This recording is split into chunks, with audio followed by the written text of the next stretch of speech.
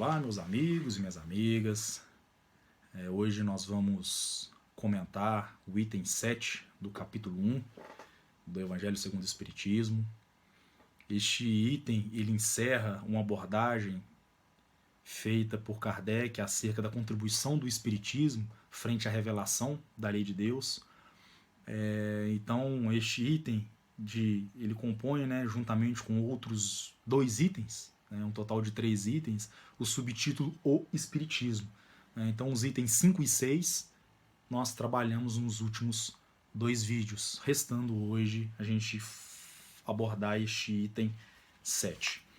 Neste item, Kardec começa a dizer o seguinte: ele diz que da mesma forma que o Cristo disse, eu não vim destruir a lei, mas dar-lhe cumprimento, o Espiritismo fala da mesma maneira, que ele não veio destruir a lei cristã, mas cumpri-la. Uma vez que ele não veio dizer nada contrário do que o Cristo disse. Muito pelo contrário, ele veio desenvolver, ele veio completar e também explicar aquelas passagens que ficaram de certa forma obscura, levando então o entendimento para todas as pessoas. Não é?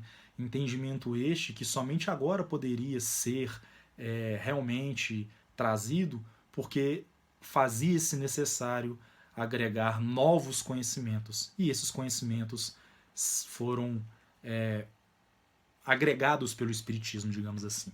Né? Então, hoje, na semana passada nós também tratamos que, pelo fato de Jesus estar no centro das 3 revelações, o Espiritismo se colocando como a 3ª revelação, corrobora com o que Kardec diz aqui nesse item 7, que Jesus ele preside não somente o Espiritismo, mas também como todas as revelações, tudo aquilo que a gente já conhece de revelação de Deus que veio até a humanidade, que de certa forma é resumida nestes 3 aspectos, nesses 3 pontos.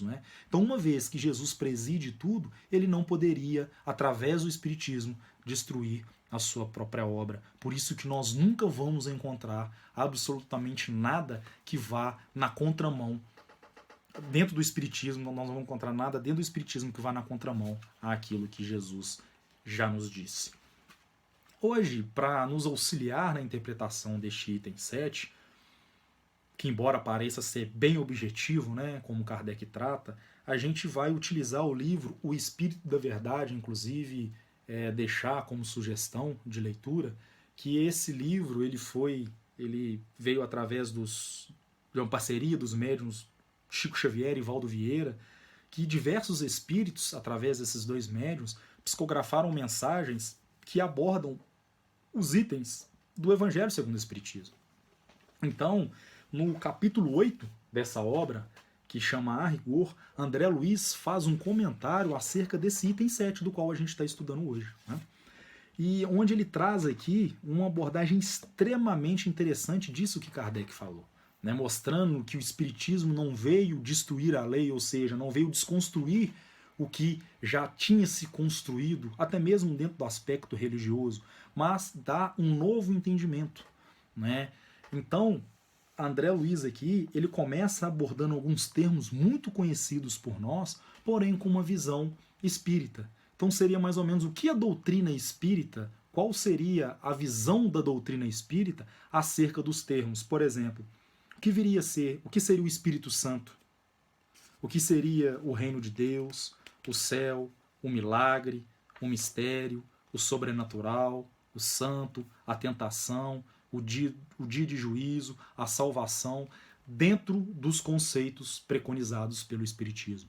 Hoje a gente não vai ler, obviamente, todos esses itens, porque o tempo não nos permite, mas ainda dentro desse capítulo sugerimos que vocês leiam, que é uma abordagem extremamente interessante e justifica isso que André Luiz vai falar agora, que é o que a gente vai trazer para o nosso comentário, onde ele diz que o Espiritismo tem por missão fundamental entre os homens a reforma interior de cada um, fornecendo explicações ao porquê dos destinos, razão pela qual muitos conceitos usuais são por ele restaurados ou corrigidos, para que se faça luz nas consciências e consolo nos corações.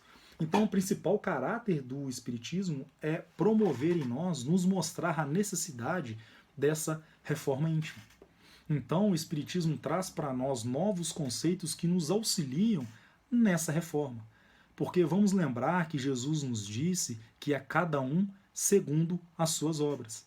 E o estabelecimento do reino de Deus seria através dos nossos próprios corações. Então, para que possamos estabelecer o reino de Deus nos nossos corações, é necessário que expurguemos de nós mesmos as nossas imperfeições, que nada mais é que a reforma íntima preconizada pelo Espiritismo. Eu acredito, isso na minha extremamente limitada visão, que o maior caráter de consolo que o Espiritismo pode nos trazer é que absolutamente ninguém pode interferir na nossa felicidade, uma vez que verdadeiramente decidimos ser felizes, mostrando que o nosso destino depende somente de nós mesmos.